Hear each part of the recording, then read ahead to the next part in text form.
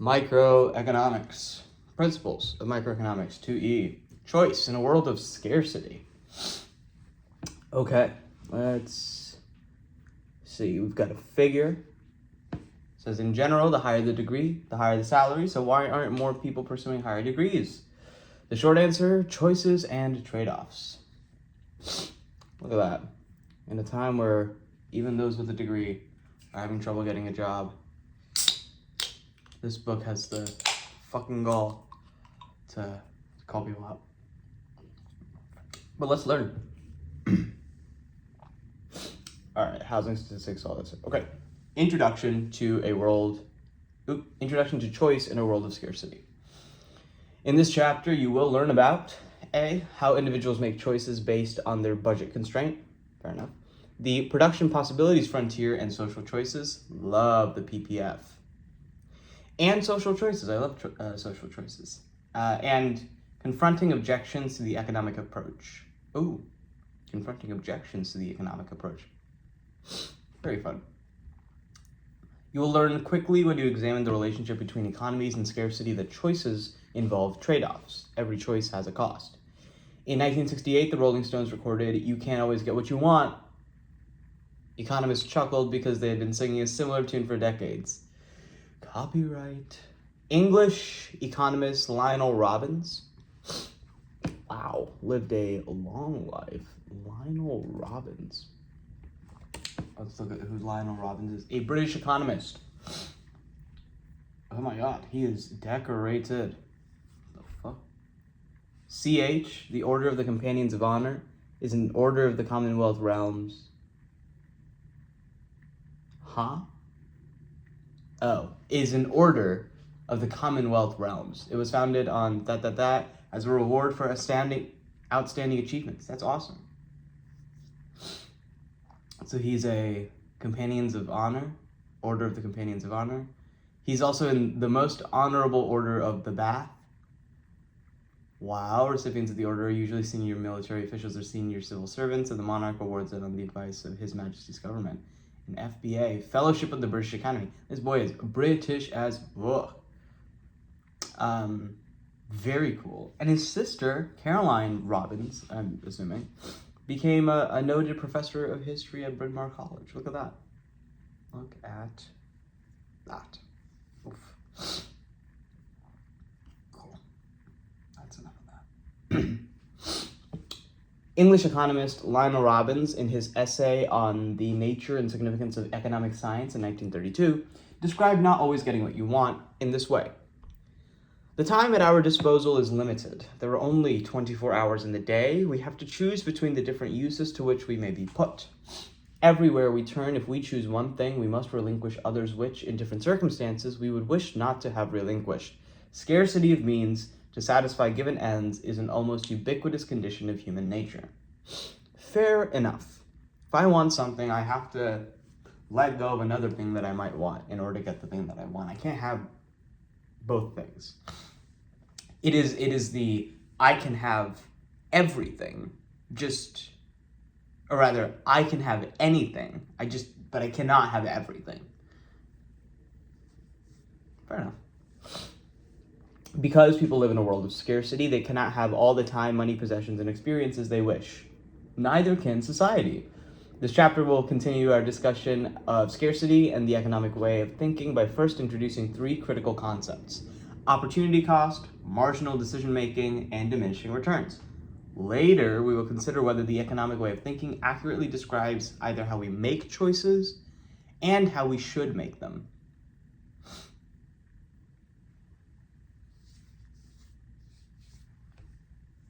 I don't know if I've heard of an either and statement. I'm all sniffly today. It's gross. Okay, how individuals make choices based on their budget constraint. This is the first objective that we were supposed to look at, so glad to know that we're looking at it. By the end of the section, you'll be able to calculate and graph budget constraints, explain opportunity sets and opportunity cost, opportunity sets and opportunity costs. Wow, okay. Evaluate the law of diminishing marginal utility or diminishing returns, and explain how marginal analysis, and utility influence Marginal analysis and utility influence choices. Okay. Consider the typical consumer's budget problem. Consumers have a limited amount of income to spend on the things they need and want. Suppose Alfonso has $10 in spending money each week that he can allocate between bus tickets for getting to work and the burgers that he eats for lunch. Burgers cost $2 each and bus tickets are 50 cents each. We can see Alfonso's budget problem in figure 2.2.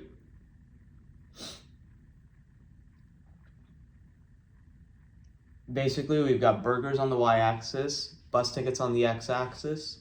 If we have a budget of $10, we start with, if I buy 0 bus tickets, how many burgers can I buy? I can buy $10 worth of burgers. If burgers are $2, that means I can buy 5 burgers. On the x-axis, we do the same thing. If I buy 0 burgers and I have $10 and bus tickets cost 50 cents each, it means that I can buy 20 bus tickets with a budget of $10. As I trade off, let's say I want to buy 1 burger. That means that I only have $18 left. And if bus tickets are 50 cents each,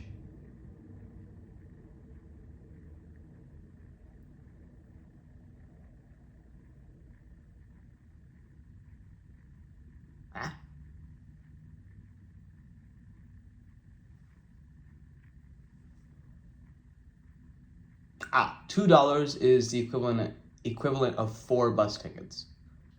So if I'm giving away $2, it doesn't mean that I have 18, it means that I have $8 left. And if bus tickets are 50 cents each, then I can buy 16 bus tickets. If I want to buy 2 burgers, I can only buy 12 bus tickets. If I want to buy 3 burgers, I can only buy 8 bus tickets. And if I want to buy 4 burgers, I can only buy 4 bus tickets.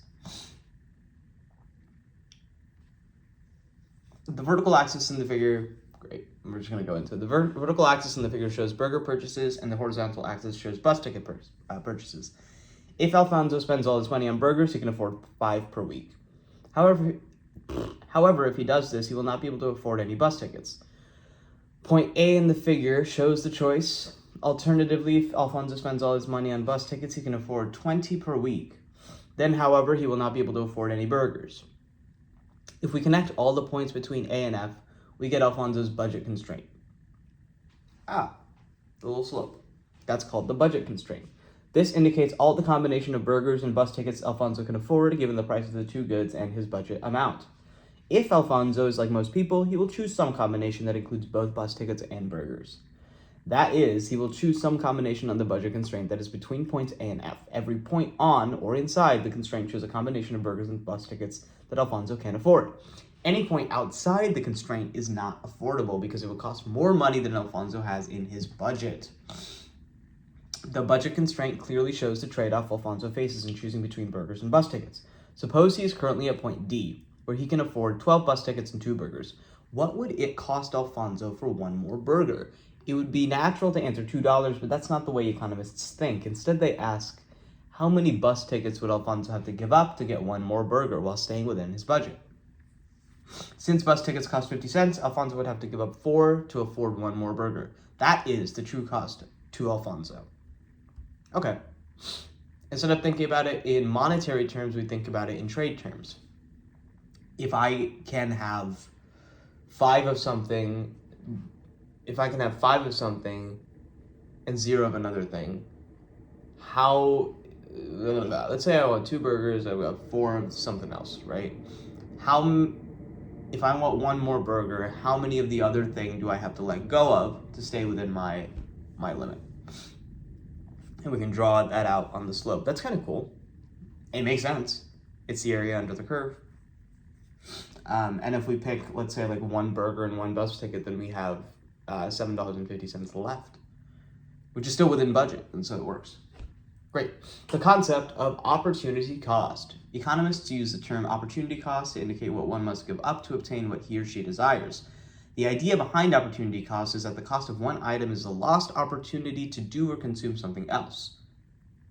In short, opportunity cost is the value of the next best alternative. For Alfonso, the opportunity cost of a burger is the 4 bus tickets he would have to give up. He would decide whether or not to choose the burger depending on whether the value of the burger exceeds the value of the foregone alternative, in this case, bus tickets.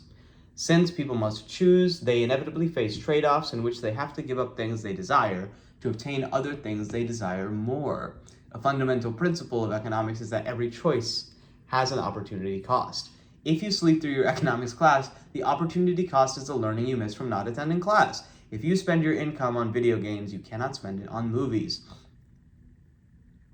If you choose to marry one person, you give up the opportunity to marry anyone else. Not in some parts of this country. Or in the Middle East. Liar. In short, opportunity cost is all around us and part of human existence. All right. There is a work it out.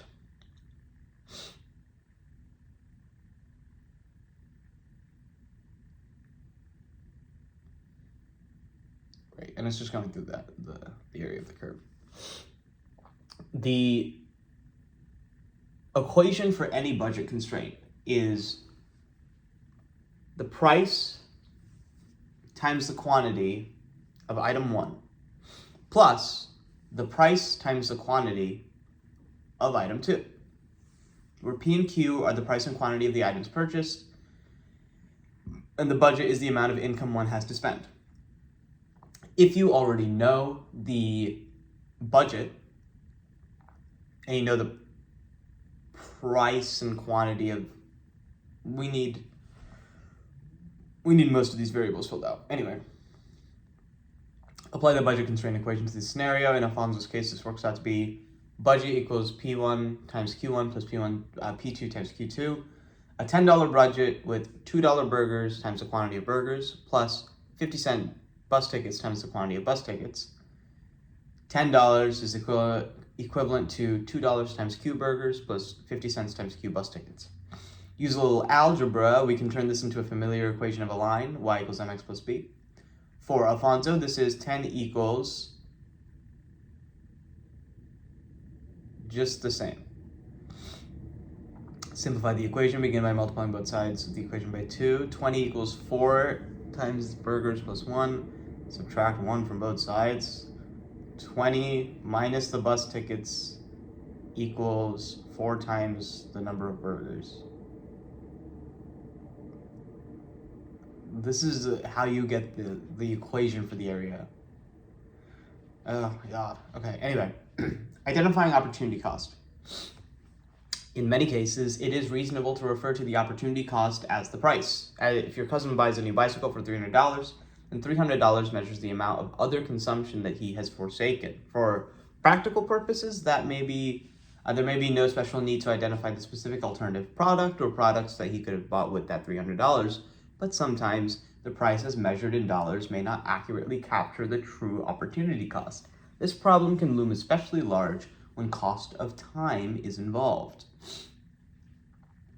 For example, consider a boss who decides that all employees will attend a 2-day retreat to build team spirit. The out-of-pocket monetary cost of the event may involve hiring an outside consulting firm to run the retreat, as well as room and board for all participants. However, an opportunity cost exists as well. During the 2 days of the retreat, none of the employees are doing any of their work. Attending college is another case where the opportunity cost exceeds the monetary cost. The out-of-pocket costs of attending college include tuition, books, room and board, and other expenses. However, in addition, during the hours that you are attending class and studying, it is impossible to work at a paying job. You should talk to my boy Vivek Ramaswamy. Boy was making $15 million.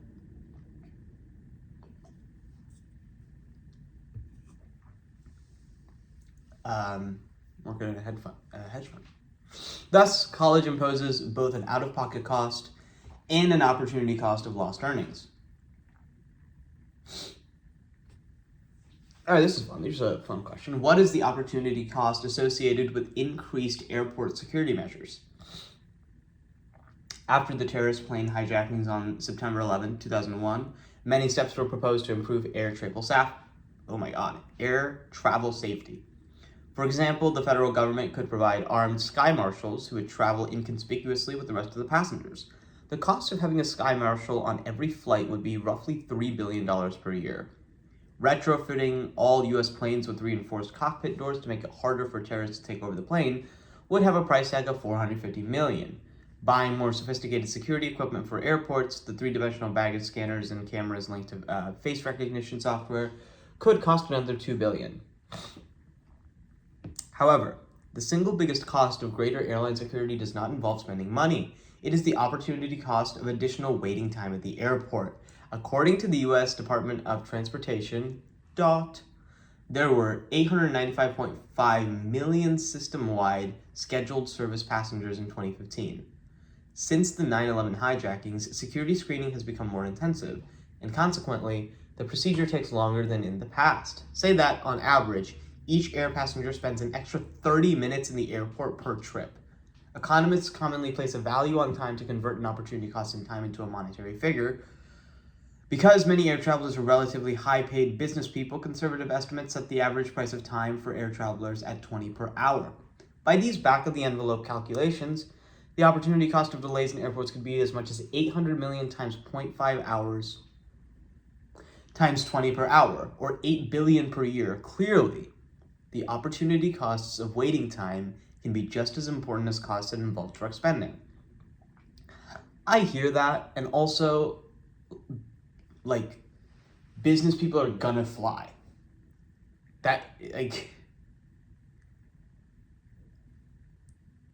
They're gonna fly. They had to flown. I don't understand how you're saving anything here. You were never gonna lose their business, but I guess that's not what the point of this is. This is about time and whatnot. Not whatnot, I should fucking learn it.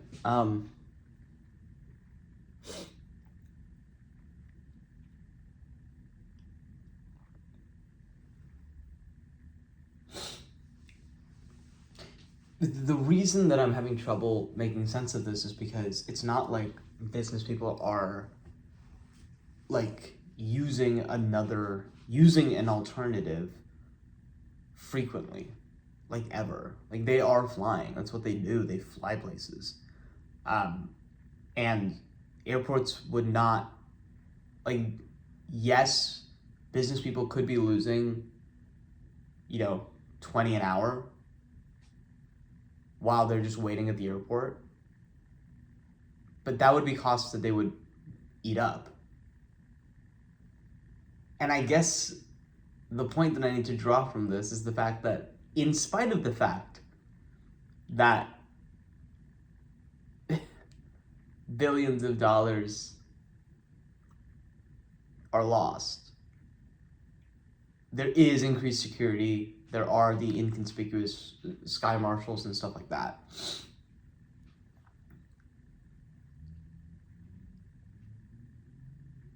But again, it hinges on the fact that they would have lost. That didn't clear anything up. Now I'm just more confused. Clearly, the opportunity cost of waiting time can be just as important as costs that involve direct spending. Fine, whatever, let's move on. In some cases, realizing the opportunity cost can alter behavior. In some cases, realizing the opportunity cost can alter behavior. Imagine, for instance, that you spend $8 on lunch every day at work. You may know perfectly well that bringing a lunch from home would only cost you $3 a day, so the opportunity cost of buying lunch at the restaurant is $5 each day. $5 each day does not seem to be that much. However, if you project what that adds up to in a year, 250 days a year times $5 a meal equals 1,250, the cost perhaps of a decent vacation. If you describe the opportunity cost as a nice vacation instead of $5 a day, you might make different choices. This makes sense. Marginal decision-making and diminishing marginal utility. Let me tie this to my life really quickly. The opportunity cost. There is something that I am having to give up by sitting here and making this video, and by reading. I'm not making the video. This is just recording. What I'm doing here is actually sitting and reading about microeconomics. I could be doing a whole host of other things, including probably paid work, although it's Easter, so maybe not today, but like in general. Oh my God, I'm so sniffly, it sucks. But I'm foregoing potentially eating in this moment. I'll do that later. I'm potentially foregoing the ability to engage in a hobby that I like, which I'll probably do later. Yeah. Am I just like keeping myself busy? I don't even know if there's a point to all this. I'm learning, I know more about the things that I didn't know about like 2 weeks ago, and I've only done this a couple of days. I feel like I'm also maybe buying a little bit of my attention back. So, all good things. Anyway, marginal decision-making and diminishing marginal utility.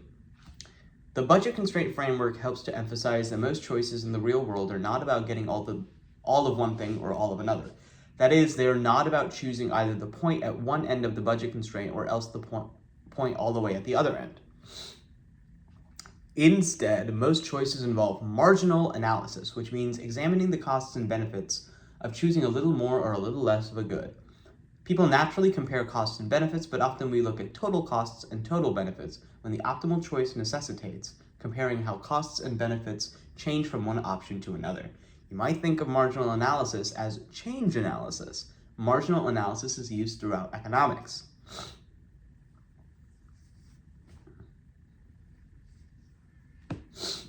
We now turn to the notion of utility. People desire goods and services for the satisfaction or utility those goods and services provide. Utility, as we will see in the chapter on consumer choices, is subjective, but that does not make it less real. Fair enough. Economists typically assume that the more of some good one consumes, for example, slices of pizza, the more utility one obtains. Happiness. At the same time, the utility a person receives from consuming the first unit of a good is typically more than the utility received from consuming the 5th or the 10th unit of that same good. When Alfonso chooses between burgers and bus tickets, for example, the first few bus rides that he chooses might provide him with a great deal of utility. Perhaps they get him to a job interview or a doctor's appointment. However, later bus rides might provide much less utility. They may only serve to kill time on a rainy day. Similarly, fine. That's my own fault of equating the value of both those things.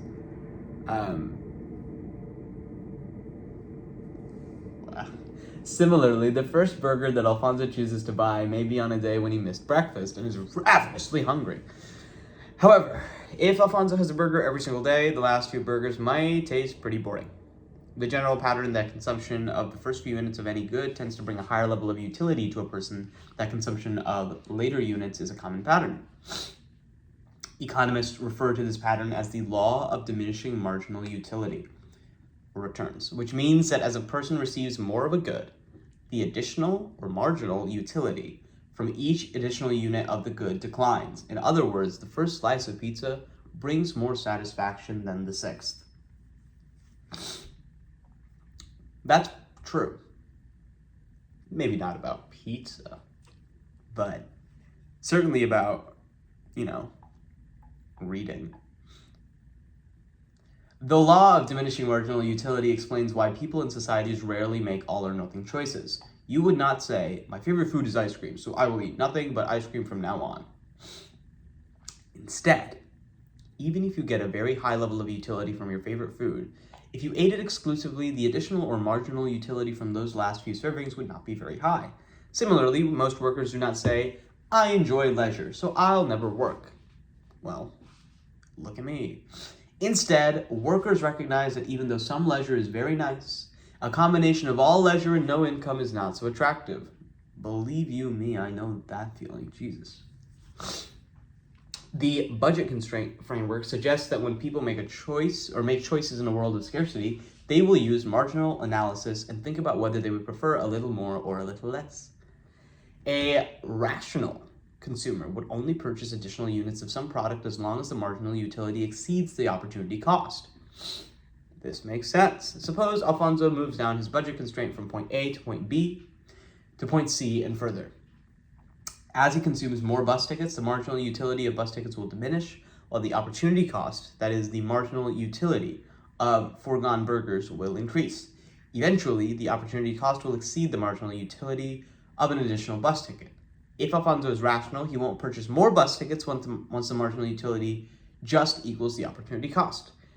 While we can't yet say exactly how many bus tickets Alfonso will buy, that number is unlikely to be the most he can afford, 20. That makes sense. Basically, he probably also wants to, eat a burger at some point. And so, maybe it's okay that he wants to eat a burger, And maybe he thinks that it's okay that he wants to eat a burger. And that's canon. Let me just reorganize super quickly.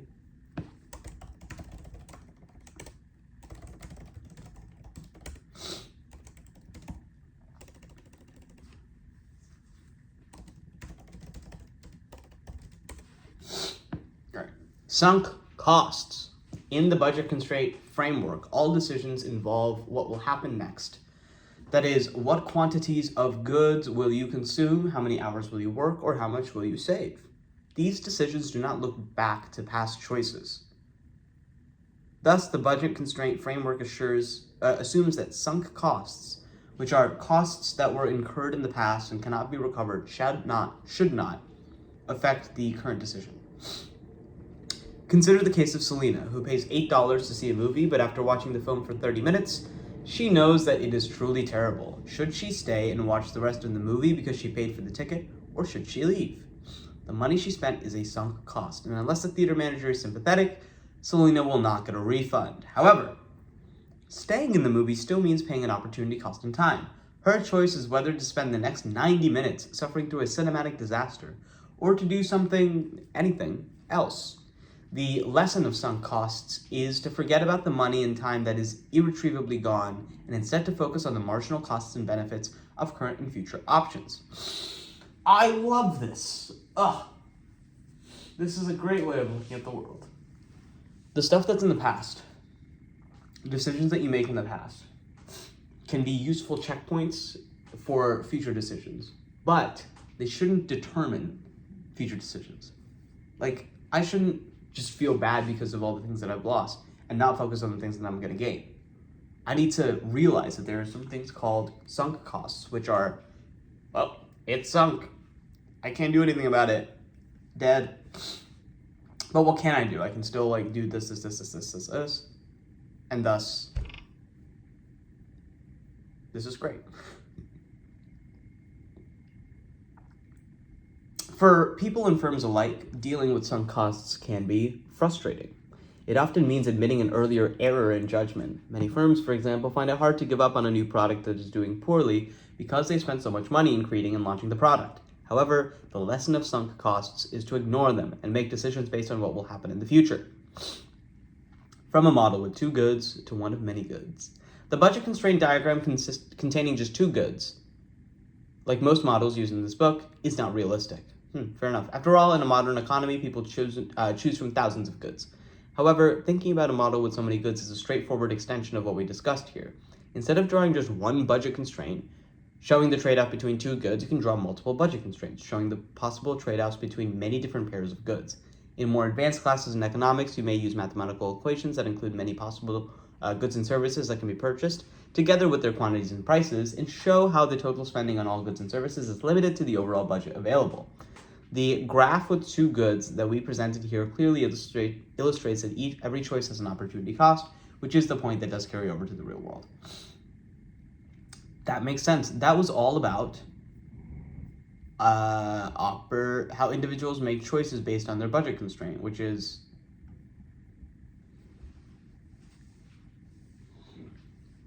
an individual might have a budget, let's say, of $10, and that individual might want to spend it on two things. Wants to spend on thing A and thing B. Thing A has a cost, thing B has a cost. Let's just assume they're both products right now. If I want a little of, like, both thing A and thing B, I need to split my money to spend some money on thing A and some money on thing B. If I spend all my money on thing A, I can't buy any of thing B, and vice versa. If I buy mostly thing A, I can buy a little of thing B, and vice versa. This is the budget constraint, everything that is under the curve. I can also choose to get a little of thing A, a little of thing B, and have some money left over. Great. Thing A can be time. I can choose to spend time on one thing and forego money on thing B. Let's say that. Why not? The time that I spent, if I spend all of my time doing this, then I can spend no time doing thing B or buying thing B, and therefore I lose thing B, all of it. If I spend a little bit of time doing thing A, then I have some time left over, / money left over, quote unquote, to do thing B. It is just literally what is the trade-off, literally using trade instead of just monetary terms. I like that. We have opportunity cost that helps us frame that. Basically just saying, like, if you choose one, you gotta let go of something. What is the value of the thing that you have to let go of? That is your opportunity cost. Then we've got a couple of other concepts. One is marginal analysis. Basically, what are the benefits and costs of any decision that you're making? Specifically, I guess, like, what are the costs of you choosing a little of one good over another? And, like, where's that balance, right? And we can figure out that balance by determining the utility of the product. If something is giving us, if we can get maximal utility out of both of these products, then we are being optimal, and that is, like, the best quote-unquote choice. Utility is not just how much money I'm making from it, but how much, let's say, overall, man, they're gonna hate me for this, but overall, like, happiness that you get from the combination of things that you're getting, right? This being said, there is a law of diminishing marginal utility, which is to say, sometimes, pretty often, most times, pretty much always, the more that you have of something, the less the return from the thing there is. Additive, of course, but the less that you get from each individual thing that you get. Let's say that you get one burger. That burger, sick. My happiness shoots up. The second burger, my happiness continues to rise, but it's not as sharp. It's not up. It's off to the side a little bit. And the third burger and the fourth burger and the fifth burger help to round out this little plateau that we're finding. And eventually, the infinite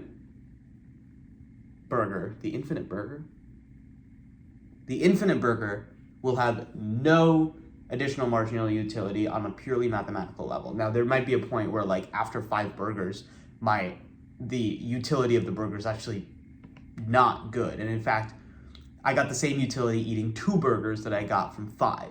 In that case, definitely pick the 2 burger option. You save money. Ta-da! The last thing we need to consider are sunk costs. Basically, anytime that you let go of something, you can't think about it, because if you think about it, you might not really let go of it. And in order to continue making decisions, you need to let go of things. You need to recognize that every choice that you make has a cost, and that thing is a sunk cost. Basically, you can't get it back. And costs that are incurred in the past that cannot be recovered should not affect the current decision, no matter how much we often let it, you know?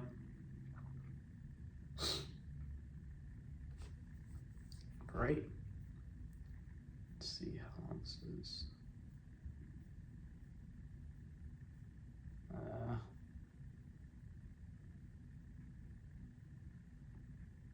Let's keep going. the production possibilities frontier and social choices. By the end of this section, you will be able to interpret PPF graphs, contrast a budget constraint and a production possibilities frontier. What's the difference between a budget constraint and a production possibilities frontier? Explain the relationship between a PPF and the law of diminishing returns. Contrast productive efficiency and allocative efficiency. Productive efficiency and allocative efficiency. Define comparative advantage. All familiar terms, but I do need the refresher. We're learning. Yay. Just as individuals cannot have everything they want and must instead make choices, society as a whole cannot have everything that it might want either. This section of the chapter will explain the constraints society faces, using a model called the PPF, or the Production Possibilities Frontier. There are more similarities than differences between individual choice and social choice. Let me read that again. There are more similarities than differences between individual choice and social choice. As you read this section, focus on the similarities. Because society has limited resources, for example, land, labor, capital, and raw materials, at any point in time, there is a limit to the quantities of goods and services it can produce. Correct. Yeah. Suppose a society desires two products, healthcare and education. The production possibilities frontier illustrates this situation.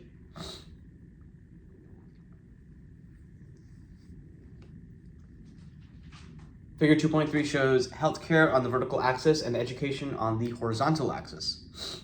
If the society were to allocate all of its resources to healthcare, it could produce at point A. However, it would not have any resources to produce education. If it were to allocate all of its resources to education, it could produce at point F. Alternatively, which is just on the x-axis, whereas point A is on the y-axis. And B, C, and D, no E. It's kind of fun. Are all on this curve, the PPF. In effect, alternatively, the society could choose to produce any combination of healthcare and education on the production possibilities frontier. In effect, the production possibilities frontier plays the same role for society as the budget constraint plays for Alfonso. Society can choose any combination of the two goods on or inside the PPF. However, it does not have enough resources to produce outside the PPF. Most importantly, the PPF clearly shows the trade-off between healthcare and education. Suppose society has chosen to operate at point B, which is mostly healthcare and a little bit of education, and it is considering producing more education. Because the PPF is downward sloping from left to right, the only way society can obtain more education is by giving up some healthcare. That is the trade-off that society faces. Suppose it considers moving from point B to point C. What would the opportunity cost be for the additional education? The opportunity cost would be the healthcare society has to forego. Just as with Alfonso's budget constraint, the slope of the production possibilities frontier shows the opportunity cost. By now, you might be saying, hey, this PPF is sounding like the budget constraint. If so, read the following clear it up feature.